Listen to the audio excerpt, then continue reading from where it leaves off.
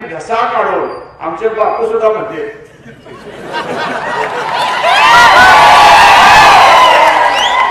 तशाच तसं उत्तर राजकारणात द्यावं लागतं.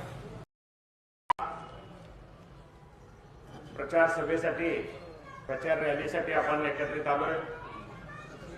या रॅलीसाठी आपले आमदार आदरणीय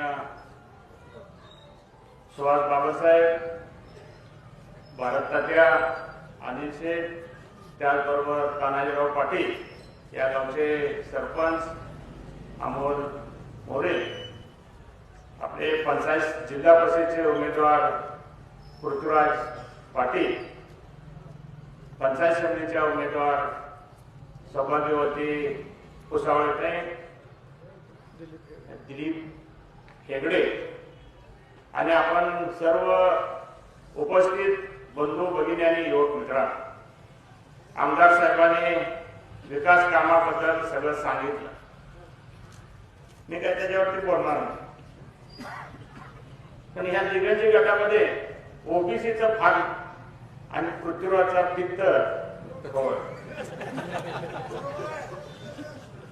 कारण हे ओबीसी कुणबी दाखला आणला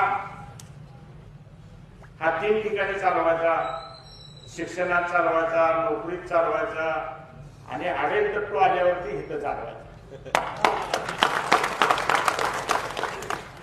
पृथ्वीराज पाटील काय नोकरीत काय शिक्षणात काय कुठं तिथं मागणार आहे ना, काय फी माफी पाहिजे, नोकरीत तुम्हाला कुठल्या ह्या ओबीसीना आडवा येणार आहे का,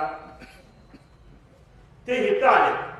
हित का आले खरं म्हणलं तर हे पडळकर बाजूनेच हित आणणार.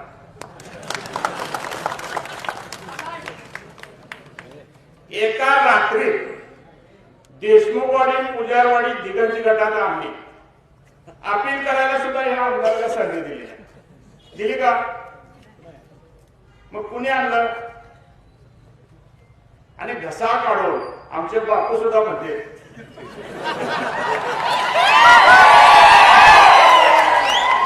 की ओबीसी वरती अन्याय मराठ्याने करू नये. खरं त्या तोडीचा उमेदवार असता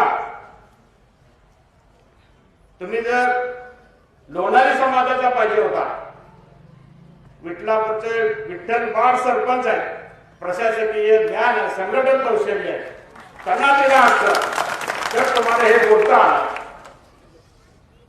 पुजारवाडीचे आबासाहेब पुजारी सकाळी दिवस बोलतच नाही का, सगळ्याला चहा पाजून सगळ्यांची कामं आठवड्याला असेल, विट्याला असेल, सांगलीला असेल, स्वतःच्या खर्चाने जाऊन करून येत. त्यांना उमेदवारी दिली असते तर तुम्ही ओबीसीचा घसा काढायला काही हरकत नव्हतं. नागनाथ अण्णांनी 34 वर्ष टेंबूसाठी आंदोलन केलं. त्या सभेमध्ये आपल्या भागाचे काम कसं असावं, कसं पाणी आम्हाला मिळावं हे सांगणारा सावंता कुसावळे बाबा जर असता तर घसा काढायचा तुम्हाला अधिकार होता. म्हणजे ओबीसीचं जे वातावरण करण्याचा, दूषित परिणाम करण्याचा जो प्रयत्न चाललेला आहे हे साफ खोट आहे. जशाच तसं उत्तर राजकारणात द्यावं लागतं. आणि त्यासाठी मी खरं म्हणलं तर दिग्गजला आज सांगायचं की ओबीसी सांगायसाठी द्या. त्यामुळं इथली जनता, शेतकरी, व्यापारी, सूज्ञ त्यांना चांगलं राजकारण कर, कुठल्या पद्धतीनं आपण जावं, काय करावं हे चांगलं जाणकार आहे. त्यामुळं ओबीसी त्या तोडीचा असता तर पृथ्वीराजाची उमेदवारी थांबवली.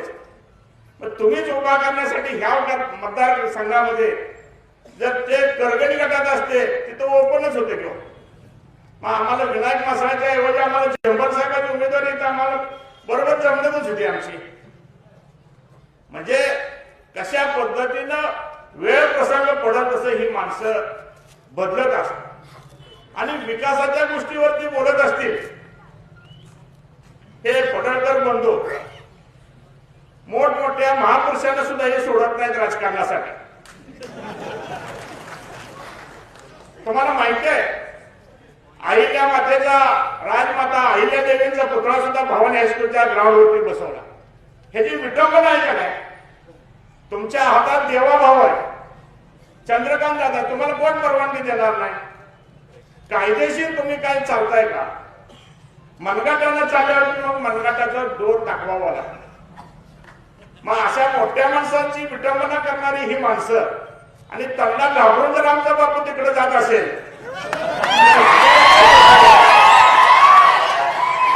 म्हणजे ह्या सगळ्याचा परिपाक तुम्ही सगळ्यांनी चांगल्या पद्धतीने विचार केला पाहिजे. म्हणून मी काय घाबरत नाही.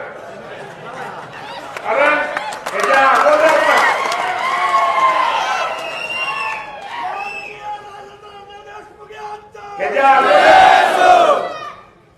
ह्याच्या अगोदरच्या इलेक्शनला सुद्धा पृथ्वीच्या आईचा सुद्धा आम्ही प्रचार केला. म्हणजे काय नवीन घर आहे आम्हाला असं आहे का? म्हणजे सगळ्या पद्धतीने आम्ही सगळ्यांच्या बरोबरीने हाताखाल घालून जाण्याचा प्रयत्न करतो. पण चुकीच्या पद्धतीचं दांडगाव्याचं राजकारण, जसं की देवाभाऊला सोन्याची काठी ह्या लोकांच्या हातात दिल्या की आज अशी फिरवली की या दिव्यातल्या सगळे तेवढं सोन्याची होणार आहे. अशा आविर्भावात कधी राहू नये आणि चांगल्या पद्धतीचं निकोप वातावरण आपल्याला आमदार साहेबांच्या माध्यमातून आपल्याला करावं लागणार. आमदार साहेब तयारीचे कसं अध्यक्ष तानाजीराव पाटील जरा अंगावर लागेल, मग पृथ्वीच्या कानात सांगून का विना त्यांना जरा शांत करावं. आणि पृथ्वीराज वडणारा आहे म्हणून एवढा मोठा दिलीप देव त्यांच्या राजकीय पोळ्यावर बसवला. इकडं पुसवळताई आहेत, म्हणजे ह्या दोघांनाही तुमची ताकद आहे ओढा तुम्ही दोघं जण. म्हणजे ही वस्तादगिरी सुद्धा आमदारांनी केलेली आहे. म्हणजे आपण सगळ्यांनी चांगल्या पद्धतीचं राजकारण पुढे न्यायचं आहे हे आपण सगळ्यांनी एक मुखाने ठरवूया. आमदार साहेबांनी सांगितलं त्याप्रमाणे रात्र वैरेचे राजा जागारा शेवटपर्यंत मतदान पेटीपर्यंत जाईपर्यंत आपण सगळ्यांनी चांगल्या पद्धतीचं ते आपण जमवले आता ते पेटीपर्यंत घ्यावं असं मी विनंती करेन. तानाजी पाटलांना एवढंच सांगेन, मोरे पाटील सगळे पाहुणे आहेत, मामा आहेत, ज्येष्ठ मंडळीच्या घरी तुम्ही स्वतः जावा पृथ्वीराजला पाठवण्यापेक्षा. त्यांचा पाय धरा, मामाच आहेत शेवटी, ते सगळेजण येतील, तुम्ही काळजी करू नका. आपोआप सगळेजण तुम्हाला आशीर्वाद देण्याचा ते प्रयत्न करतील. एवढंच मी या निमित्तानं सांगेन.